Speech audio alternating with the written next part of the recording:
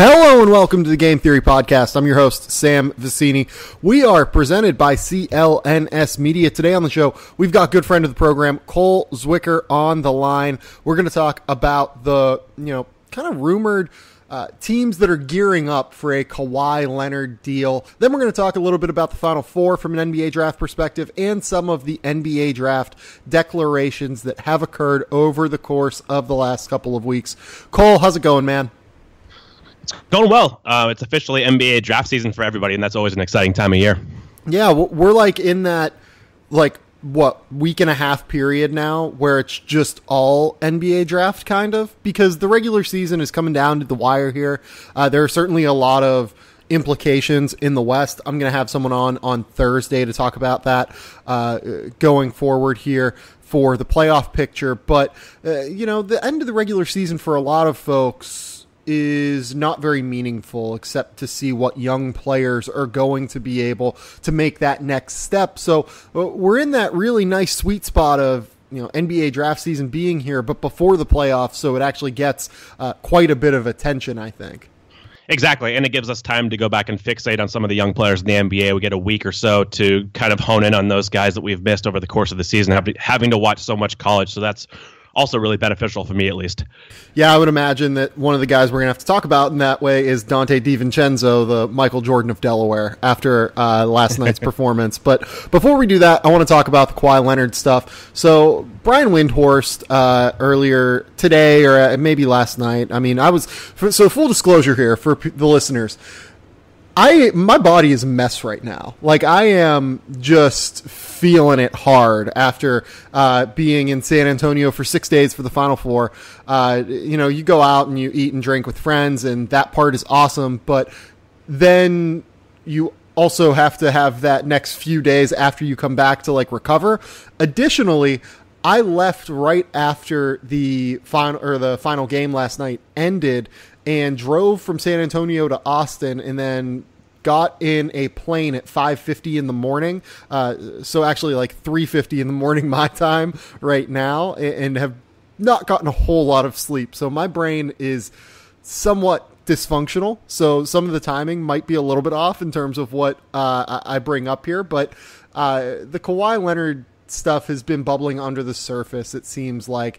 I would imagine that before we get into teams trying to trade for him, we should probably talk about what his contract extension could potentially look like and what exactly he would be turning down. And I can't imagine that there's many people better to explain that than you, Cole. Sure. So, I don't have the specific figures in front of me, but as far as the supermax, that can only be attained via the current team that you were on the rookie scale contract with. So if you were traded on your rookie scale contract to another team, you'd be eligible. So in Kawhi's case, of course, he's been with the Spurs for his entire career, so he's only eligible for that elevated max extension via the San Antonio Spurs, which gives them a huge heads up over competition. But unfortunately, the policy is kind of backfired. Teams have not want to pay these guys that much money. That was kind of one of the driving indicators, one of the driving forces behind the Boogie Cousins trade was the Kings didn't want to pay him. Indiana didn't feel great about paying Paul George that amount, although there's, of course, other factors at play there. You'd think that San Antonio would have no problem paying Kawhi, but I think this goes to what we talked about last podcast. This is one of the most bizarre storylines of the NBA season so far. So before we get into the just bizarre nature of this, I want to kind of talk about the whole thing behind this, right? So within the most recent CBA that was done,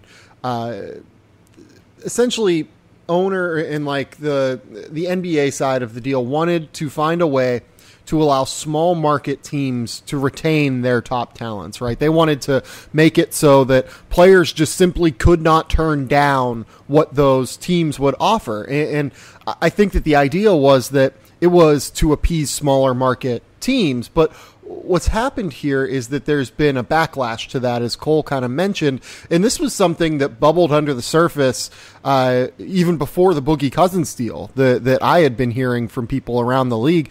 Just teams that are smaller market teams, they are not going to want to necessarily invest all of their future into a singular asset, just given the injury factor here. I believe that Jeff Stotts from in Street Clothes reported that we're the first time in like a decade there are going to be 6,000 games missed due to injury in the NBA this season. It's just an astounding number, despite the fact that even though the NBA has done so many things to curtail the preseason and try and limit, 3 games in 4 nights and back-to-backs, the injuries aren't going away right now. So what you're seeing here is a reaction from smaller market teams to something that was supposed to help them, but is actually in some ways hurting them almost, right?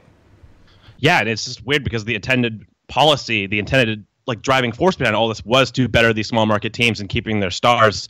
And when you combine all these other factors into play, the injury history, the relationships between the players and the teams, it just hasn't really come across like a lot of the intention was supposed to be back for. So when you have San Antonio's case, I mean, they're looking at paying Kawhi. He's eligible this summer from making 2 All-NBA teams. So he would be eligible for a 5-year deal, $219 million. Any other team could only offer him in free agency $183 million. So that's a substantial difference. We're talking, $36 million. And this isn't like the difference between a 4-year and a 5-year max. Like if he's to be traded, that's what happens. It's like literally he's leaving $32 million on the table, even if he was to sign an extension with the team that he is traded to. Exactly. And again, the policy is supposed to be that extra amount is supposed to keep the star, give him incentive to stay with what they call the prior team in the CBA. The team that cultivated him over the years would be the Spurs, of course.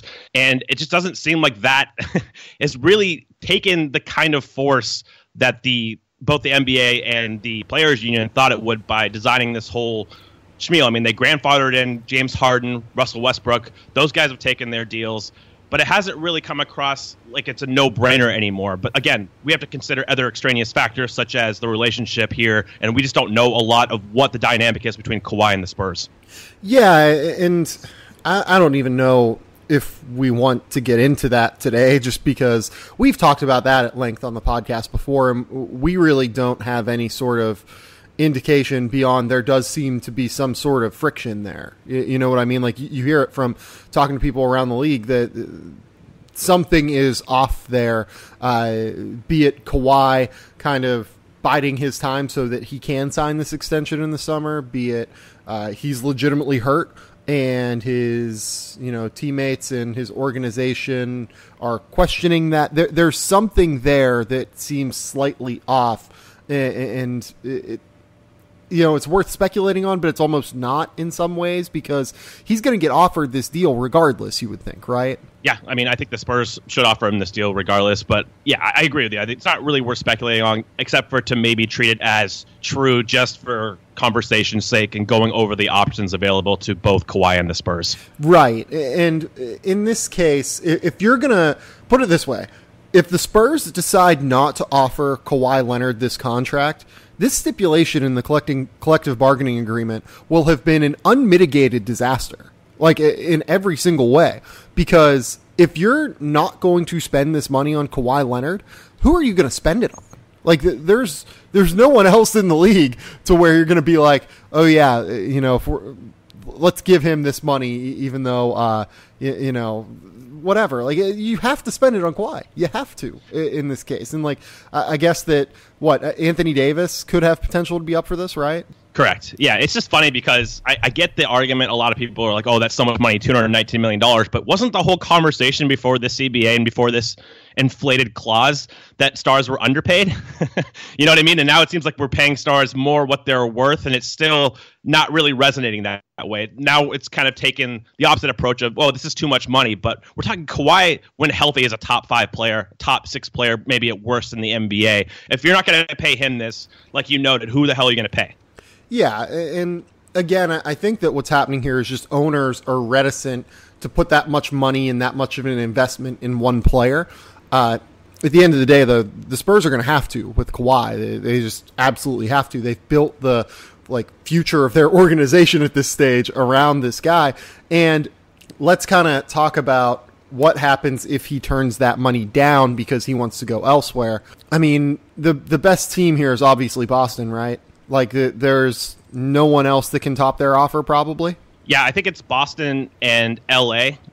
LA could really, they could present a very formidable offer, especially considering how much Boston would they want to give up, both Jason Tatum and Jalen Brown. Probably not. You're looking at probably one of those guys in addition to picks and ancillary players. I think the Lakers can make a really competitive offer. So let's get into kind of details here. If you're the Celtics, you offer one of Jalen Brown, Jason Tatum. Which one would you prefer if you are the Spurs? Because obviously, I think the Spurs are going to be picking there. Yeah, if I was the Spurs, I would prefer Tatum. But if I'm the Celtics, of course, I'm trying to include Brown. And I think Brown's, he's been a really solid player, but I would take Tatum over Brown in a vacuum. What about you? I think I would take Tatum. I do think that Jalen Brown has been really, really good recently. And that kind of throws it for me a little bit. But I do think that Tatum is probably the more valuable asset. You throw in Rozier, right? Sure. Terry, I think, has become like a top 30 point guard in the NBA at this stage. Like, just full stop. Would you agree with that? It's pretty close. I mean, he's played really well. You can't really debate that. I mean, semantically, it could be 35, 40, but he's in that range. I think he might be closer to like 20 than like 35 or 40. Sure. He's been really, really good this year. I've been very, very impressed with him. And then what else do you offer if you're Boston at this stage? I mean, they still obviously have a treasure chest of picks here upcoming. Do they need to offer one more player? Like, does there need to be one more player piece? I mean, just to make salaries work, you're going to have to, operate that way eventually. But, I mean, Semi Ojeleye, they have some young guys. Marcus Smart, of course, can't be traded as an expiring contract. Yabusele, whoever it takes to get it done that's not a major move piece. And they're not going to include both Tatum and Brown in all likelihood. So everybody else on their roster, for the most part, outside of the core guys, you would think about including, wouldn't you? Yeah, I think so. I don't think that the Spurs would want Horford for salary matching purposes, just given the fact that they have Aldridge, right? Yeah, I honestly don't know. I mean, it depends on what their trajectory is. If they're trading Kawhi, you assume they're trying to maybe rebuild on the fly. It just comes down to what their intent is. Yeah, and like, I don't think that you can take Gordon Hayward in that deal, right? Like, I don't think I want that risk, just in case he comes back from the injury and is something less than what he is. Yeah, I think I agree there. It's tough because you're probably not going to get a better player in return for Kawhi than Gordon Hayward. I mean, that's a top 20 player when he's healthy, but the risk factor is definitely larger. So we're talking right now, probably Jason Tatum, Terry Rozier, and what picks? I mean, what do we think the most valuable pick in their chest is? Because it probably has to be two of them, like the two most valuable, right? I would think so. Yeah, I'll try to pull up a list real quick while you talk on the picks, but I think that they probably have to include at least one first. What do you think? Oh, I think that it's going to have to be. You know what though? Like, he does only have 1 year left on his deal. I mean, I don't know. Like that's really tough. Like, is it the Kings pick? Like, is that the most valuable? I think so, yeah. That's probably the best one. The Memphis 2019 is protected 1 through 8. The Clippers 2019 is lottery protected. So it seems like the Kings pick.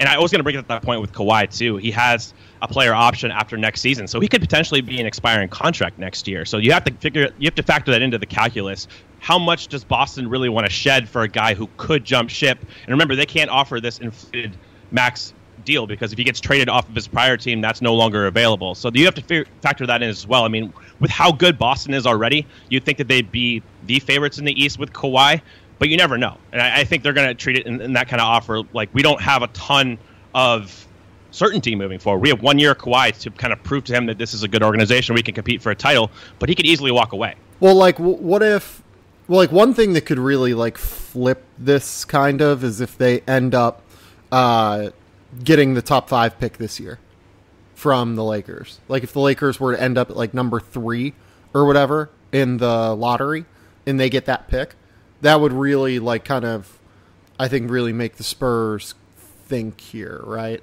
Yeah, that's a great point. And I mean, of course, the odds of that are very low. But if that did happen, I think that gives them a lot of short-term, like, immediate firepower to make a deal, because we know that NBA execs like a bird in hand when it comes to the draft. So if you know it's going to be the 3rd overall pick in this kind of class, that might expedite a deal. Yeah. And again, though, like, the other thing is, too, I doubt that. Like, I think I saw that Zach Lowe tweeted that teams are going to come on draft night with like a treasure chest of picks, right? Or like a treasure chest of an offer.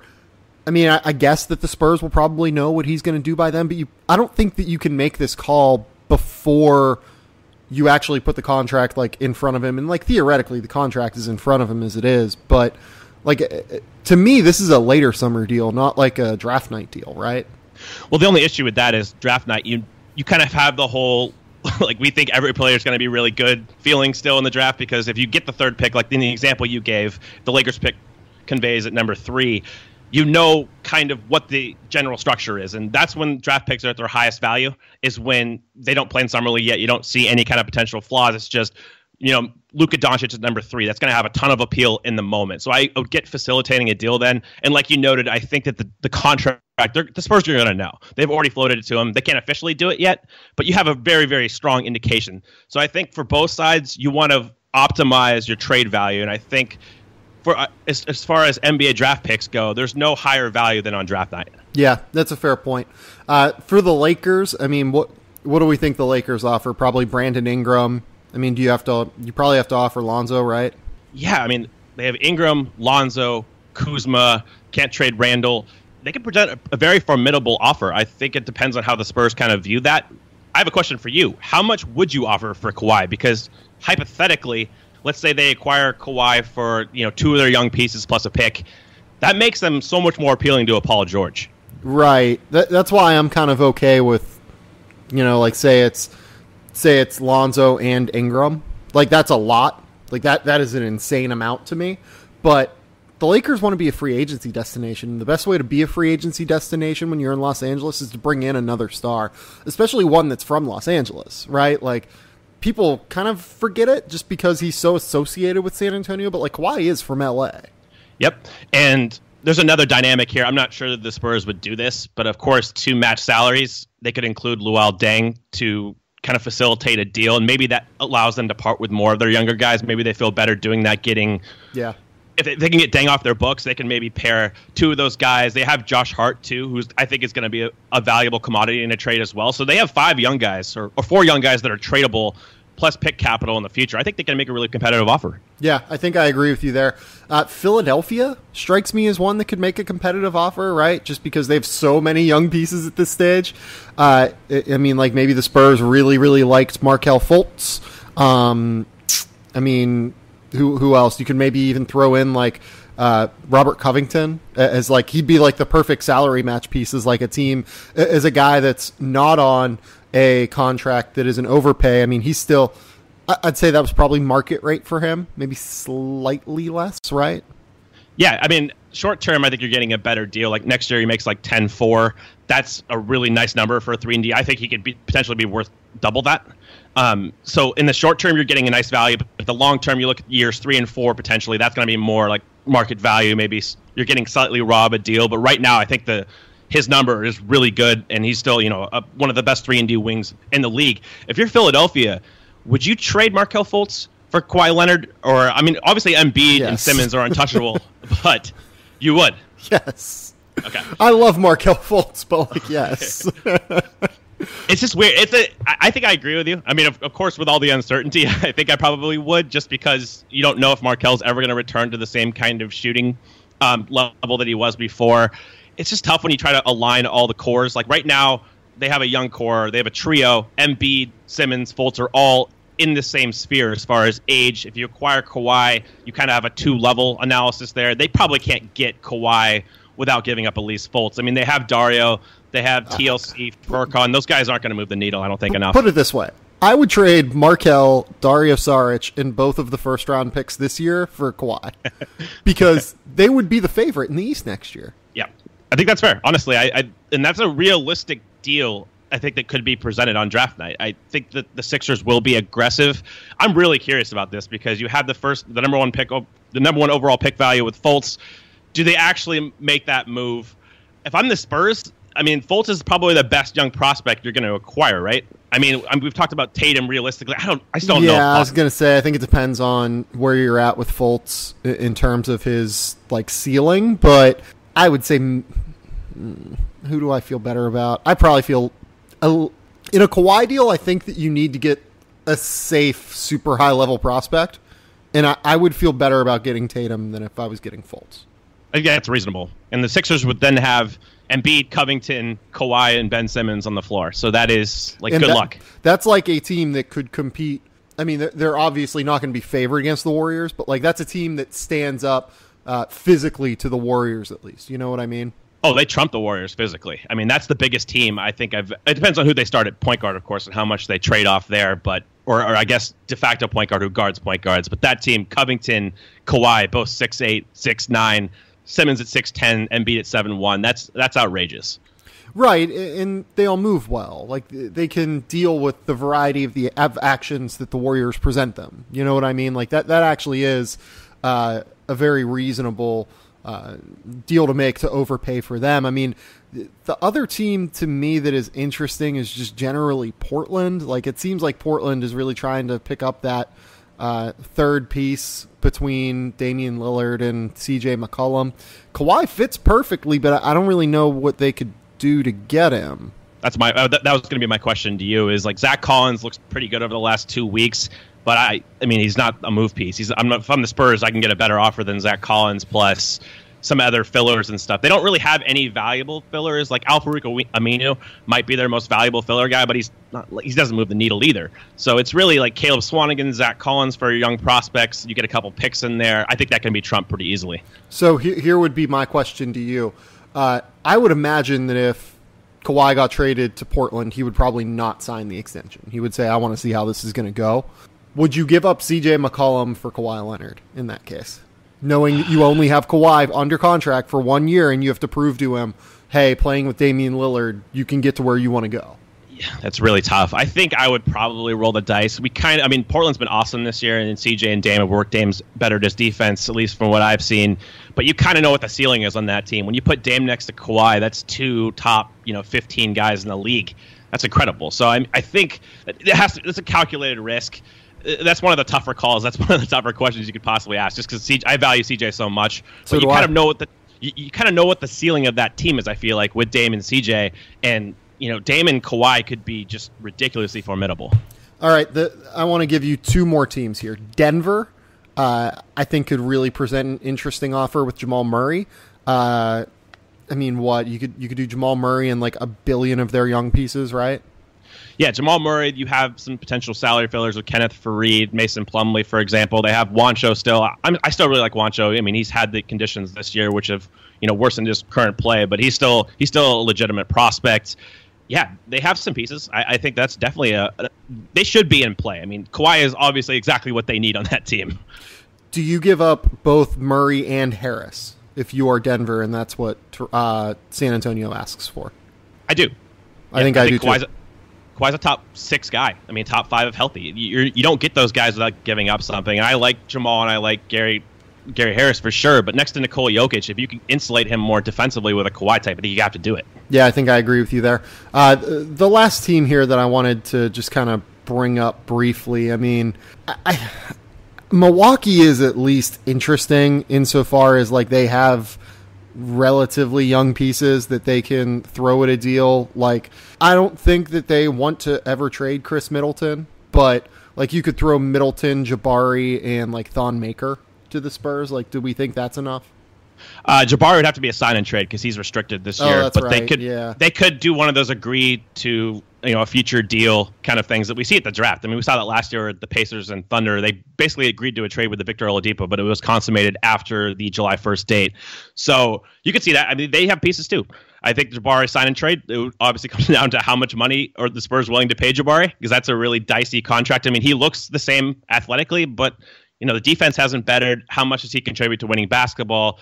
But I like that potential destination. I mean, putting Kawhi with Giannis is ridiculous. Yeah, and then, sorry, I thought of another one. Like, there's no way that Minnesota can get involved with like an Andrew Wiggins starting package, right? That was going to be my question to you. Is Minnesota? I mean, they have to try, right? I mean, Jimmy Butler, Kawhi, Towns. Yeah, I don't know if that gets it done. I don't know what Wiggins' value is around the league, so it's hard to assess if San Antonio would view him as potentially the best prospect they can get. I don't know. I would say probably not, considering the contract value, but it's definitely on the radar. I think that they would submit a bid and probably would lose out, but it's worth doing. Yeah, the problem with Minnesota is that I think you can at least say, like, hey, Andrew Wiggins is an interesting centerpiece. I don't think Tyus Jones is enough of a secondary piece. Like, that's probably their second best asset, right? Yeah, I think that's right. So, well, like, at least tradable asset. I mean, they're not trading Towns, they're not trading Butler. So right, like, I think that Tibbs would, like, just die before he traded Jimmy Butler at this stage of his life. Like, there's just no way. So, yeah, I just don't see it. Like, I don't see it with Minnesota in any real tangible way. I agree. And I'm looking at the rest of these teams. I don't know if anybody else, like Utah, I mean, they're not trading Donnie, so that's probably out. And Gobert's off limits. They don't really have enough of the supporting pieces. They have nice guys. Like, Ingles is a great player, but he's not going to move the needle, of course, for San Antonio. Ingles for Kawhi. Yeah, roll that tide. What about Toronto? Do they have anything? I just always look at them. I know Masai will probably get involved, but I mean, like, DeRozan, does that interest you if you're the Spurs? I don't think they have the one high-end piece that's young to, like, really put it over the top. You know what I mean? Like, Boston is going to top them, you know? I agree. And I also, the last team for me is Washington. If they were to float, like, Otto Porter or Bradley Beal, that would be really interesting, just because I feel like both those guys are established young players that the Spurs might covet. And, you know, Kawhi next to John Wall, that's a really formidable duo. And if you can keep one of Porter and Beal, that's awesome. Yeah, I'd still probably rather have the Boston package than that, just because of, like, cheap young players in general. That makes it a lot easier, I think. Like, Otto Porter, Matt Moore made me realize this. He's, like, going to get all NBA votes probably because of the way, like, positional designations come into play, right? Like, he's been really, really good this year. I mean, he's not an all NBA player, but, like, he's been really, really, really ridiculously good this year. Oh, yeah. I'm giving him full credit here. I mean, I think that's a formidable offer with him for Kawhi. If you were to rank some of these offers, so you think probably, judging by what you've said, that Boston has the strongest case here? I think so. I think it's Boston, to be honest. I mean, like, I would say Boston, probably Philadelphia number 2, and then, I mean, that's probably the 2, right? Maybe the Lakers 3. Yeah, I was going to include the Lakers. It just depends for the Lakers on how much they'd be willing to trade it. Would they be willing to trade both Ingram and Ball? That definitely puts them in the conversation for best offer, just because both those guys are more established. I mean, they're not established like high-level players yet, but they have both contributed in certain ways. I think they have a ton of value in the league. So they put both those guys on the table. Does Ingram and Lonzo top Tatum, Rozier, and, like, the most valuable Celtics pick, whatever the Spurs decide it is? I think it's probably the Kings pick, and, like, another first-round pick. Oh, that's tough. I don't think what it you does, think of Ingram personally. Yeah, but you are, like, I think that it's fair to be super high on Tatum, so if that's your viewpoint, I would understand that. I think they're fairly competitive offers. It just comes down to San Antonio, what they prefer. Yeah, and, like, if you're Philadelphia, like, Fultz, Saric, and the 2 first-rounders this year, one of which is lottery, one of which is, I think, 17? No, it's actually dropped lower, hasn't it now? What is their first right now? Let me see. So they have, like you said, they have 10, and they have 24. Yeah, so it'd actually have to be a future, or maybe not. Maybe 24 would be the right one. But, like, Fultz, Saric, and 10, and then, like, 24 and maybe a future, so, like, 3 picks. God, that's an awesome deal, too. But I think that trumps the Lakers, right? Yeah. I mean, I value Fultz higher than anybody on the Lakers, and I think with the pick capital, you're looking at 10, maybe Mikal Bridges. That's a really nice fit for the Spurs, and they've done really well developing those kind of 3-and-D wings. So that's, again, those 3 to me stand out as the best kind of combinations of young players and potential picks, which if you are San Antonio, I think that's who you probably move Kawhi for, rebuild on the fly, get more established young guys who have high upside. Yeah, I think I agree with you. Let's move on. Let's talk about the Final Four. I was there in San Antonio. I got to see these guys up close. I mean, I've seen all these guys, though, throughout the course of the season is the thing. So, like, I'm in a very, like, I was coming from a place of having very established viewpoints on a lot of these players. What were your overall impressions of the Final Four? I'll start with you. I mean, I was paying the most attention to Mo Wagner. I saw him a lot this year. Well, relatively a lot, probably 3 or 4 times, and just getting a better read on him. And I thought some of the games were really telling. Like, he was awesome against Loyola as far as, offensive glass, kept Michigan in the game in the first half, just generating extra possessions. And then we saw him really give high-level effort defensively in that game in space as far as helping recover, got some deflections. He still got rinsed on the interior. I just don't believe in his interior defense, but he put himself more formidably on the map as a prospect. I think he's probably, if he comes out, he's a top 40 guy. Is that fair? Yeah, I think that's probably about where I'll have him. I mean, the guy who, he's always somewhat reminded me of I don't really know why this is, but, he has, some, Joffrey Laverne to his game, to me. Just a really solid role player. Laverne's playing 10 minutes a night for San Antonio right now. Pretty decent year, not necessarily a great year, but a guy that you can count on, 5 points a night, 3 rebounds a night. He handles himself well on the defensive glass. Laverne never really developed as a jump shooter in the way that you would have hoped. And to be honest, with Wagner, I'm a little bit worried about the jump shot because everything that he tends to make tends to be right at the 3-point line in college. So I'll be interested to see how he kind of extends his range back. But that's the kind of guy he is to me. He's a solid fourth big man, maybe third big man in the NBA. That's how I say him, more of a 4th, 5th guy. I think he's on a roster. He gives you some skill set offensively. I just don't really believe in the defense still. I guess my overarching takeaway is just how damn good Villanova is. I mean, it's pretty ridiculous that the title game last night, Brunson did not play that well, in my opinion. Mikal got beat pretty handily off the dribble numerous times, and they still won by 17? They are so good, and you just get to see that over the course of the tournament. All year is they had some losses when they don't shoot the ball that well. I mean, they're vulnerable a little bit, or you have to turn them over. But overall, I mean, that team is just so good. DiVincenzo comes out. I mean, Michigan was switching a bunch of stuff. DiVincenzo can create his own shot. Just that team's so deep and so well coached. All the foundational skills, the footwork they have, the extra passing, just they play the right way. It's just really good to see. So, yeah, there are a couple points I want to talk about with Villanova. With Bridges, are you worried about the defense in the NBA? I'm not worried. I have grown a little sour on his reactive ability. So on ball, he just doesn't mirror ball handlers. He has twitch, but he's a half second late to react. And that's something I've noticed as the season's gone on. And that's something I'm going to go back and watch for. If that is really noticeable on tape, I believe in his team defense and all that. But on ball, if he's not going to be a lockdown type, if there's some lapse there, he doesn't have incredible strength either. So we're not talking about a Covington 3-4 combo wing, which is really, really hard to find, like a DeAndre Hunter. That kind of guy, that archetype is super valuable. Bridges has to win kind of as a point of attack defender a little bit with some versatility, and if he's late reacting to moves, I think that's an issue. Yeah, he kind of has high hips, and whenever he's just sliding, mirroring opposing ball handlers, it takes him just that extra split second to get going because his legs are so long. And that scares me a little bit. I think he needs to kind of readjust his defensive technique a little bit and make himself a more disruptive defender is the best way to put it. Because, like you mentioned, he's not super strong. And because guys can get by him, they can just kind of get by him. Like we saw Mohamed Abdur Ali Rahman, who I think he's probably a European player, really, at best. Just kind of blow by him 3 or 4 times in the first half in that game. Yeah, and he relies on his recovery length. He has a high margin for error because he can get beat at the college level and he can recover and apply back pressure and usually alter the shot in some way.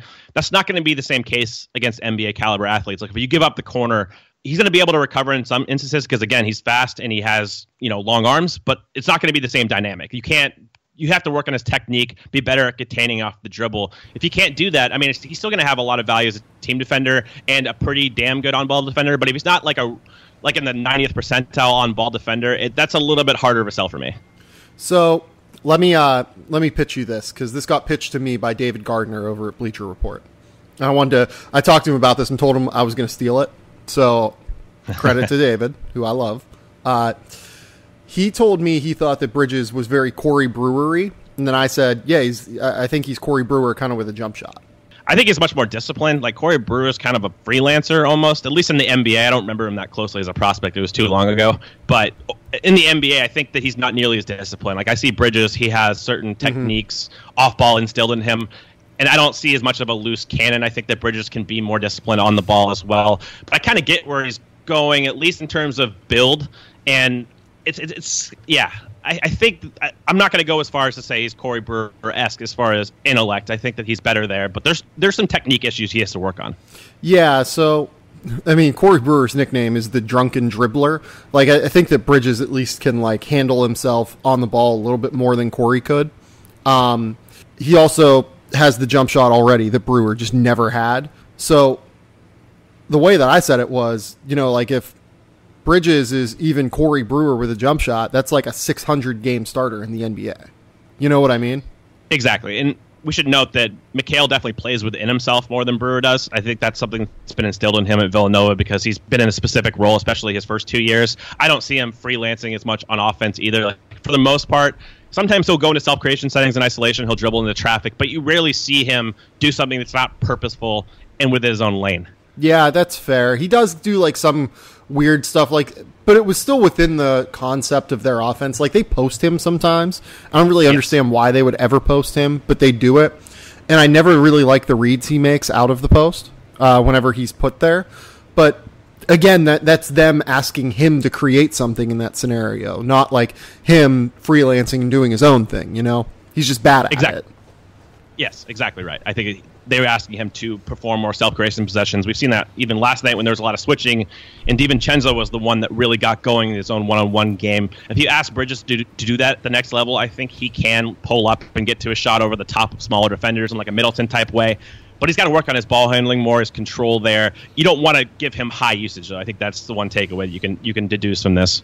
Should we talk about Donte? Of course, we have to. We have to. I was losing my mind on Media Row watching Donte. I was just like yelling, just like pull up, like every time he got the ball. And he just dropped 31 in a title game because he has no conscience. He has no soul. He is everything I love about one of these like 6'5" gunners who can knock down 40% from three. And like you look at his numbers this year, 48% from the field, 40% from three, only 71% from the line. We saw it a little bit last night, but 13 points, 3.5 assists a night. Like it's not like he had a bad year coming into the NCAA tournament or coming into the title game, but obviously there is no better spotlight for yourself than just dominating on that stage. He's so confident, like in his abilities, like to get to his pull up. You just have to have a certain kind of moxie. I think Mike Schmidt said he had the Hooper gene or something like that. That makes a lot of sense. I just watching him, he knows how to play and he has that confidence to perform in the moment. You see a lot of guys wilt with that kind of pressure. And last night, I just felt like he owned it completely. Oh yeah, he definitely owned it. Like it was funny. I was talking to my girlfriend after the game and I go, yeah, did you see the red-haired guy go off? And she goes, yeah, it was awesome. He was making all these shots in the first half. And then I turned it off because I thought the game was just over. And then I go, oh, so you missed him go off in the second half. And she was like, yeah, like, I have no idea what you're talking about. And I was like, oh, yeah, no, he was even more impressive in the second half. It was absurd. Like, that's the kind of game it was for him. Every single time that he got the ball, it was just, right-left crossover pull-up. He had the ridiculous behind-the-back split of a pick-and-roll coverage to get to the line and get the foul. Tried to do it again in the game and failed it kind of miserably. But, that's kind of what he is. He's almost like a risk taker, but he's so skilled that it almost doesn't matter that he takes these risks from time to time. He is just kind of unbelievably talented from a hand-eye coordination standpoint, from a skill standpoint, from a shooting standpoint. He really can create his own shot. Like, Jalen Brunson was bad last night. Donte was the only guy that could really create his own shot on a consistent basis last night for Villanova, and that's all they needed because they were just a lot better than Michigan. But, like, Donte just kind of went off and ended it. What do you think about him as a prospect? Like, if he came out this year, where would you have him ranked on your big board? No idea. Just no idea right now. So the way I put it last night on Twitter was, I think that he probably should have tested his stock anyway, right? Like he's someone who should have gotten himself in front of NBA scouts, seen what he needed to improve, see what they tell him. I don't really think that this game tangibly changes his process all that much. I do think that obviously it kind of increases the chances that a team might convince him to go. But like, this is something he should have been doing anyway. And to me, where I'm interested in him is I don't really think he's all that good of a defender. I don't know what to make of him as a smart decision maker. Like, he does dumb stuff pretty regularly on the basketball floor. I'd still think he's probably like a top 40 prospect. Like, if you're making me pick between him and Mo Wagner, like, I'm probably taking him. You know what I mean? I'm with you. Yeah, I think everybody, all the prospects, if there's a chance you could go to the NBA, you should just go through the process and just get feedback. There's no downside to it. So if he were to do that, I would understand that for sure. Ranking him, I would definitely have him probably top 50. I think at a certain point in this draft, I mean, he's comparable to some guys in that range. He has the confidence. I believe in the shot off the dribble as well. Just how much does he function as a two-way guy? If he's just kind of like a bench scorer type, in that range, that's completely fine. I'm not sure if that has a ton of value. Do you really believe in his self-creation at all as far as getting to the rim at the NBA level? Is that something you think that he's going to be able to, that's going to translate for him? I do. I think he's very, very polished as a ball handler, and I think that's just going to continue to improve. He just has that kind of, the Hooper gene that Mike talked about last night. I agree with it, and I think that comes with confidence. But I also think it comes with just ridiculous hand-eye coordination. You know what I mean? Like, that is something that is so often underrated, in my opinion, from prospects. Like, just having the ability to create on your own because your hands are quicker than everyone else's. Like, that, that's like one of those factors that traditionally has been, counted as intangible, but it's almost not really intangible. You know what I mean? Like, it's a very real skill.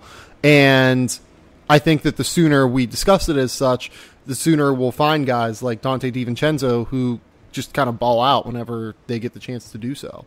And it's also worth noting that the fundamentals are already instilled in this guy. Like, I think that's Jay Wright's best work is these guys, their jump stops, like all of that footwork stuff that it takes NBA players from other college teams years to learn. Dante's already got that. Like, he, catches on the hop, you dribble, drive into the lane, jump stop, pass. You're always looking to score, but then secondarily make the extra pass. So all of that stuff is already ingrained in his head. I think that coaches and teams are going to want Jay Wright guys because they just know how to play within a team construct. That's correct. I totally agree with that, and we're going to talk about him in a second. But real quick, I'm going to run through some names. Would you take Donte DiVincenzo over Shake Milton? I would not. Would you take him over, I agree with you for what it's worth, Jacob Evans? I would definitely not. I agree with you. Would you take him over Melvin Frazier? Ooh, that's the range, but I think I would lean Frazier because I think his D translates. I think that's a team fit scenario. Like, if you want more of a longer, twitchy defender, I would take Frazier. If you want more of a creator, I would take Donte. Yes. Grayson Allen. Donte. I think I lean Donte, but, the rise here is similar, right, with Donte and Grayson. Dante's final was obviously much better than Grayson's, but, guy breaks out athletically. This white dude that people don't expect to be able to do the things he can athletically breaks out onto the scene and, is this athletic shot maker who can do a lot of different stuff. I do think Grayson's shot translates off the catch a little bit better than Dante's does. I think that Dante's stuff off the dribble translates a little bit more.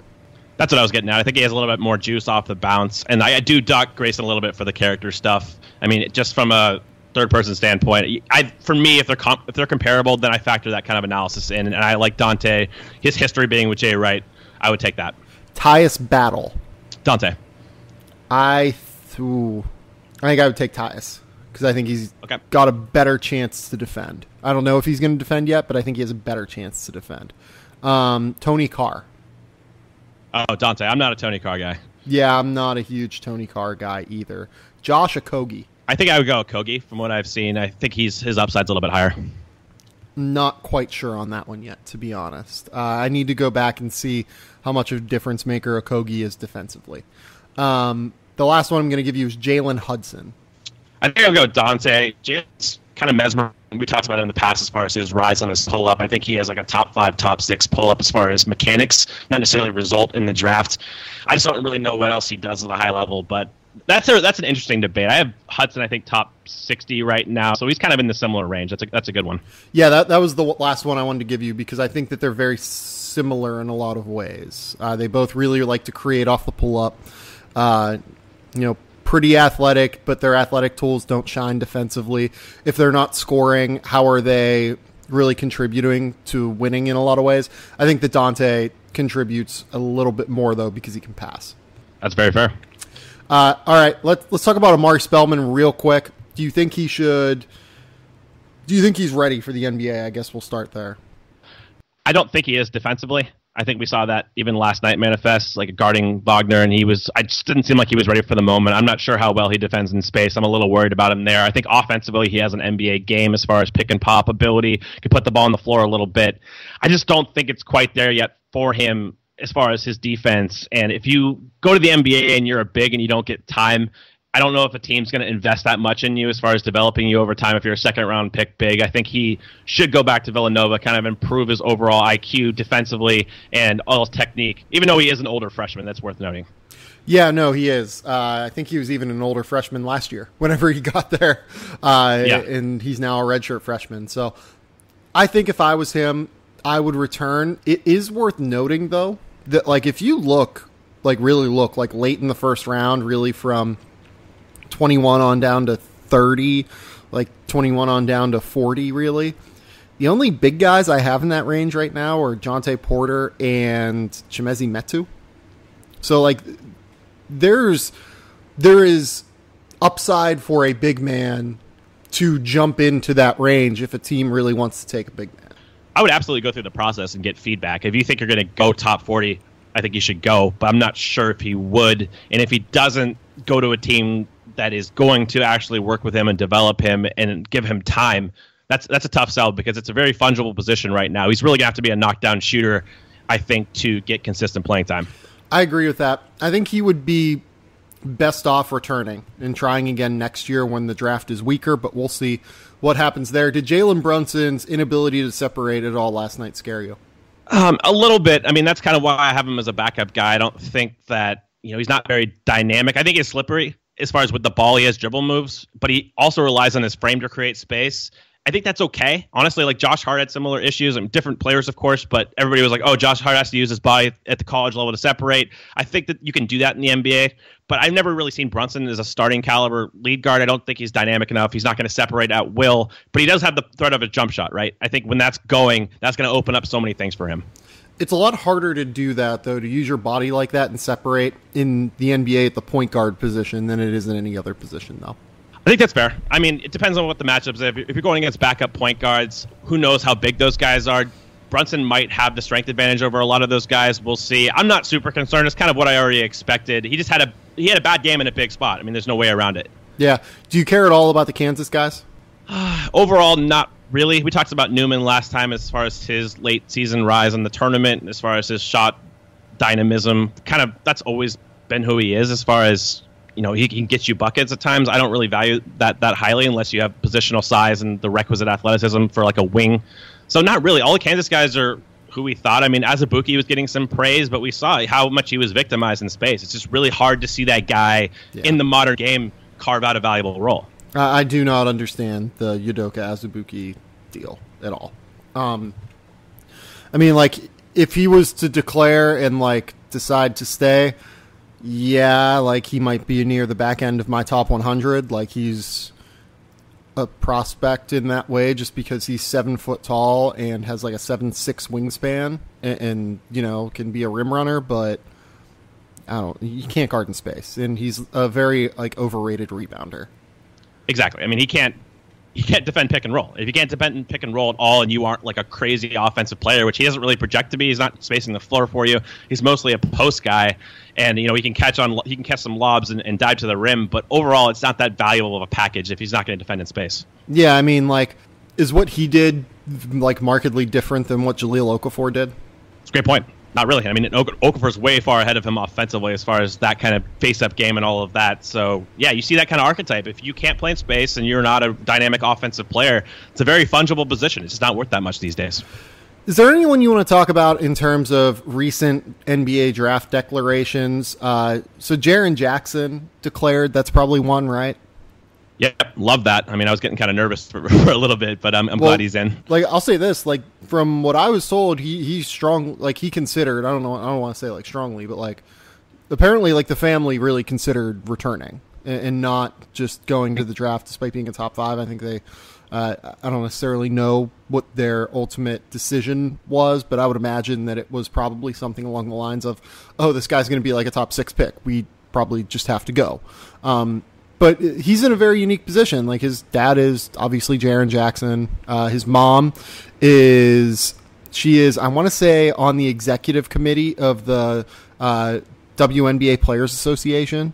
Like, she's a lawyer, a very intelligent woman, very in tune with the basketball world. So he comes from a very unique situation. And if someone was going to return, like, it's not like he needs money. It's not like they need, anything else in life. And, they understand the, value of college basketball probably in a way that some other people don't. If anyone was going to return, I think it was him, but ultimately it's good for this draft that he decides to come out. The guy that's worth watching continues to be Kevin Knox, it would seem. His dad kind of talked again today, and I guess that Calipari gave them the, kind of pitch on returning and being like a star and leading them to a national championship game. So I'm going to be interested to see the way that the Knox decision goes. Apparently, according to Kyle Tucker, who talked to Kevin Knox's dad from over at SEC Country, that's going to come on Friday, it seems like, the decision. That's definitely one of the last big ones. I got one for you. Justin Jackson, were you surprised that he declared? I've never been a Justin Jackson guy. I was surprised. Yeah, he's older for his class, but I was surprised. Yeah, I don't think it's a great plan. I agree. I mean, his play really dropped off this year, like his shooting. He just didn't really improve in any tangible way. Of course, he suffered the injury. I was kind of surprised that he came out with his stock probably at his lowest point. Yeah, maybe he just didn't want to go back to Maryland. I mean, I'll say this, like, he might not have started for Maryland next year because Jalen Smith comes in, and Jalen Smith, 6'9", 7'1" wingspan, plays really hard, much better athlete than Justin Jackson. You could have made a case for that guy starting over Justin Jackson at the 4, and okay, maybe they start both Smith and Jackson, but that's essentially 2 4s in your lineup, and you start them next to Bruno Fernando, who is kind of an interesting prospect, but also a very raw prospect. You'd be setting yourself up for some offensive issues, I think. So I think in that vein, it makes a little bit of sense, but also I mean, like, Kevin Huerter should be playing the 3 or 4 too. So, like, yeah, I kind of get it from a positional standpoint because I don't know if he would have played like as many minutes as he has in his first 2 years. Yeah, I think that's a great point. 2 other guys. I mean, Troy Brown, are you surprised about him coming out? I mean, we had the opportunity next year with Oregon to be super formidable. Are you surprised that he came out early? No, not really. That's been the plan all along. I think he's a first-round pick, pretty clearly. Wings are in vogue right now, very, very useful. Even if he goes like somewhere in the 20s, I think that's a valuable move. Yeah, I agree. I think that, his positional value, there's no point in going back. Like, if he went back to Oregon and he didn't shoot and he didn't show any progression there, that's a huge issue. I mean, that's just swing skill. And if he's not going to shoot the 3, if he was like another season, if he was like 29, 30%, I think that really hurts him. He's young enough to where I think he's going to go late teens, early 20s. Shake Milton, are you surprised with him? That's a good question. I'm surprised that he is not going through the process without an agent. He's not a surefire first-round pick. Like, you talk to people around the league, they're worried about the fact that he doesn't have a lot off the bounce. They're worried about the fact that he doesn't really get any sort of separation. The separating factor for him is that he's 6'6" with a 7-foot wingspan, defends pretty well, and knocks down 40% from 3. Like, you can play that guy off ball. You know what I mean? Exactly. Yeah, for me, it just comes with Shake. It's how valuable is he? We know what he can do. He's one of the most trustworthy shooters for wings in the draft. If you view him as a secondary ball handler type of 3-and-D wing, I really believe in his shot as far as off the catch, off bounce. He can shoot off movement. He's got shot diversity. He has the length. He just doesn't really have the athleticism. He doesn't really apply his athleticism offensively. We saw some some tape this year against Melvin Frazier, for example, that was kind of damning against him. So I don't know how much value he has, just because I don't think the creation, at least the self-creation, is there.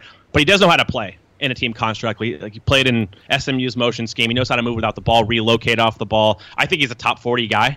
So it doesn't surprise me. But I think with his injury and just not having, a ton of momentum coming into the process, I think you summed it up best, that I'm a little surprised that he just went for an agent and he's not, going to at least test the waters and with the opportunity to come back. Here, we have to talk about one other thing, too, and this is something that I didn't put on the agenda, but what did you think of the Darius Bazley decision to go straight to the G League from high school? I mean, it's really fascinating. He was the one guy I didn't get a super good read on in a McDonald's game.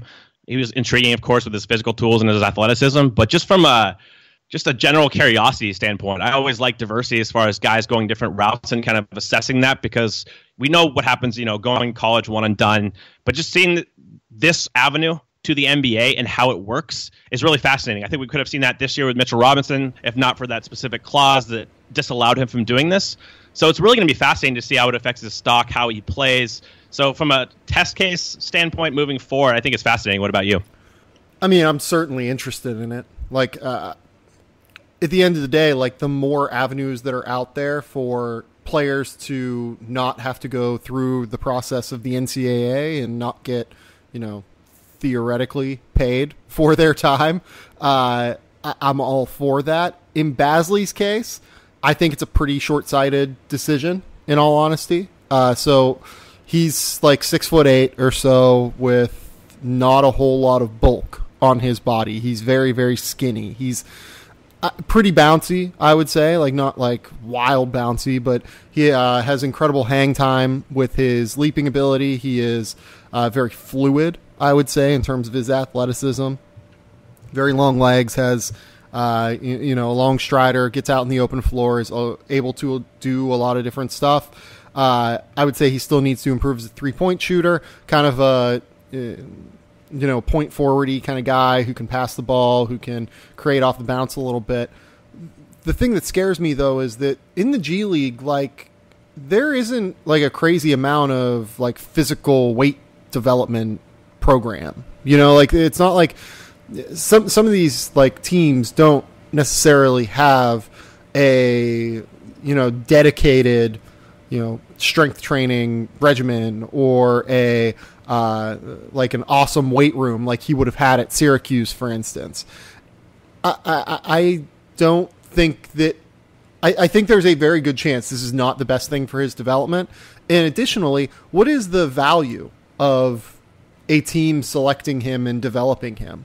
There's like a 1 in 30 chance that like an NBA team taking him for their G League team to get an extra eye on him, that they're going to end up with him in the NBA draft in 2019. So do they really take the time with him? Do they really want to help him improve all that much? Or do they want to win games? Do they want to keep their jobs? Do they want to, do all the things that you have to do in the G League to survive, basically? This is a league all about survival in so many ways, from the players on down to the coaches, on down to the executives. These are, some of the executives are young up-and-comers. Some of them are, people who've been around for a while. Like, this is it's a league all about survival and not development. And I wonder if it's the best scenario to help him, to foster what he needs developmentally to get to the next step to where he can be a top, 20 NBA draft pick.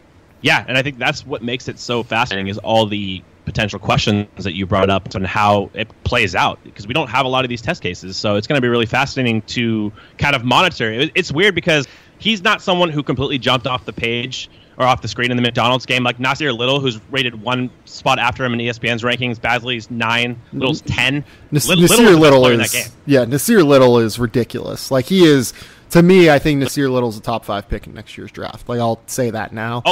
I am a huge fan of Nasir Little. I think he is going to be like an absolute star at North Carolina next year. I think he would probably be, if I was creating recruiting rankings, I would probably have him at number 3 behind RJ Barrett and Cam Reddish. Like, I'm worried about the translation of Zion. Maybe for a college basketball next season, Zion's just going to be so good athletically that it doesn't matter. But like, Nasir Little's a stud. Yeah, and if Bazley was little and he had that performance at McDonald's, maybe you ride that momentum a little bit, but it doesn't seem like he had the same kind of talent. So if he was little, I would understand the move maybe a little bit more, even though you don't want to put too much emphasis in one game. But he didn't really jump off the screen for me in the same way as some of the other guys did. Yeah, no, I mean, he's fine. He's not an incredible prospect. Like, I think that the Yahoo article that Shams Charania wrote, like, said he was like a top 10 prospect in that class, like, clearly, like, considered a top 10 draft pick. I don't think that's the case at all. I think he's like someone that in a weak 2019 draft class probably would have been a first round prospect, but there's no, like, he's not a surefire prospect by any stretch of the imagination. And I just wonder if he is aware of what's going to happen here, because, like, even if you say, so, okay, he's going to make $26,000 next year, right, from the G League. The amount of stuff he's going to get from Syracuse in terms of amenities, from better food to better housing to a dedicated training program that they provide to a dedicated weight training and nutritional program that they provide, that's going to be worth more than $26,000 next season for him. And I would imagine there's some sort of deal there from, he was on the EYBL circuit, so, you know, maybe Nike is going to sign him to some sort of endorsement contract. He's not a guy, though, that, like, you shell out seven figures for an endorsement contract, though. Like, he's just not that guy, I don't think. So I'm pretty worried about this one, I'm not going to lie. I mean, I'm more worried now after your monologue there. So it's just, again, for me, you obviously want the best for the kid. I hope it works out for him. But I guess just as a draft observer and someone who writes about the draft, very curious to see how this plays out. Yeah, I mean, like, honestly, it's a curiosity as much as it's anything else. You know what I mean? Like, he's going to be taking the bus instead of charter flights next year, like he would have been at Syracuse. Anytime that a player chooses to do that, I'm interested. I mean, everyone who has been close to him, everyone who has spoken on the issue has said that there were no transcript issues. He was on track to graduate and be eligible to play at Syracuse. I mean, it's a bizarre decision on so many levels, I think. Did you watch the McDonald's game by chance? Do you have any thoughts about anybody else in that game? I mean, like, I watched the game. I obviously didn't watch any of the practices. I mean, Zion, I thought, was really good in the game. I thought Cam Reddish sleepwalked through it, which is a problem. I'd heard Keldon Johnson was really good throughout the course of the week. That's good. I think Quentin Grimes might be my favorite guard in this class, the more I look at it. Like, him and Romeo Langford, I think, are, like, right there in terms of, you know, being guys that I think are probably one-and-dones next year. I think Quentin's more of an off guard, though, than like a point guard. I'm not sure that there are any one-and-done point guards next year right now either. So that's like kind of a weird deal. Yeah, I mean, the point guard was really interesting. I mean, Garland, I think his vision, his passing ability to shoot some over-the-top passes and pick and roll, he was kind of alluring. I wasn't blown away by Trey Jones. He did some things, but overall, Little was the guy that really popped for me, and then Keldon Johnson, his defense looks pretty damn legitimate. Yeah, I mean, you're never going to be blown away by Trey Jones in a setting like that. You know what I mean? That's fair. Just you're not. Nasir Little, yeah, I would say that he, like I said, I've talked about him already. He's absolutely terrific. Keldon Johnson is one of my favorites in that class. You know, I've seen him decent amount. I just love the way he plays. He plays hard. He's a great passer, great distributor for others. He's like super Josh Hart. Almost, you know what I mean? And, like, if he ended up as good as Josh Hart, I think he'd be in great shape. But, like, from where Josh Hart was whenever he came out of high school to where Keldon Johnson is now, like, there are a lot of similarities there, like stronger more than he's bouncy and explosive. You know, really great tools, not necessarily like an elite shooter, but a good shooter right now. I'm a really big Keldon Johnson fan. He's going to provide like everything that Kentucky fans wanted from Hamidou Diallo this year, I think. Yeah, that's a great call. I like Devon Dotson a little bit too from Kansas. I thought that he decelerated really well, got to his pull-up. He just looked really comfortable changing speeds, probably the most comfortable of all the point guards. I just want to get your quick takes on McDonald's. I thought the game was okay. This class does not look the same caliber as we've been spoiled of in the last 2 years. And you know what the scary thing is? I think that the 2018 class is better than the 2019 class. Interesting. That's certainly something. It was a good run. Yeah, and I mean, like, Scotty Lewis is someone that I like in the 2019 class that I've seen. James Wiseman's obviously really, really good. Cole Anthony is pretty solid. Cassius Stanley's pretty solid. There aren't like a crazy amount of, like dudes in the 2019 class that are going to be like these incredible difference makers, especially with it seeming like Ashton Hagans is probably going to reclassify into 2018. And right now it seems like Kentucky is the favorite in the clubhouse, so to speak, to get him. Gotcha. Yeah, I've not gotten that far in the future. I'm just basically getting into the 2018 guys, going to Hoop Summit for the weekend practices next week, so I'm pretty up for that. Yep. Cole, tell the people where they can find your work. As usual, on thestepien.com, I'm going to have that Luka Doncic piece out this week. Instead, got bogged down with some stuff last week, so wasn't able to complete that. So look for that during the end of the week. And check out the Ode to Odin NBA Draft podcast. We're going to record tonight on guys like Shamori Pons, Landry Shamet. And as always, keep tuning into this podcast. This has been the Game Theory Podcast. Please go to The Athletic. Check out my way too early preseason top 25. Check out what else do we have? We have a mock draft from last week. We have, I did a film room for the Final Four. You can see how right I was on those games if you're interested. Like, that was pretty cool. But no, go see the preseason top 25. A lot of great detail there. I kind of went in depth and showed who all is coming back, who all is going to be on the rosters next year. So go there. I think that's a really good, informative piece of content. So until next time, we'll talk soon. Bye.